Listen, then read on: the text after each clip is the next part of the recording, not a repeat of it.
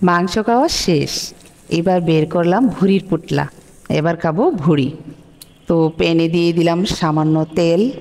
তেল গরম হলেই দিয়ে দিলাম একটু মোটা করে কেটে নেওয়া পেঁয়াজ ও রসুন কুচি, সেই সাথে তেজপাতা ও কয়েকটা এলাচ।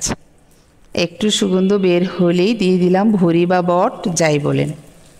আমি এগুলো আগে হালকা কিছু মশলা দিয়ে সিদ্ধ করে রেখেছিলাম। তো এবার এর মধ্যে দিয়ে দিলাম 1 চা চামচ মরিচ গুঁড়া, হাফ চা চামচ হলুদ গুঁড়া, 1 চা চামচ ধনিয়া গুঁড়া, 1 চা চামচ জিরা গুঁড়া, 1 চা চামচ আদা রসুন বাটা। এবার বটগুলোকে খুব ভালো করে ভেজে নিতে হবে। একটু লালচে ভাজা হলে এর মধ্যে দিয়ে দিলাম ছোট্ট করে কাটা আলু। আলুকে আমি আগেই লালচে করে ভেজে নিয়েছি। তো এখন এই ভুঁড়ির সাথে আলুকে খুব ভালো করে ভেজে নিলাম। লবণ আগে দেওয়া ছিল, তো টেস্ট করে আরও একটু দিয়ে দিলাম। সবশেষে দিয়ে দিলাম বেশ কিছু কাঁচামরিচ। হোমমেড গরম মশলা আমি গুঁড়ো দিয়ে এর মধ্যে দিয়ে দিলাম।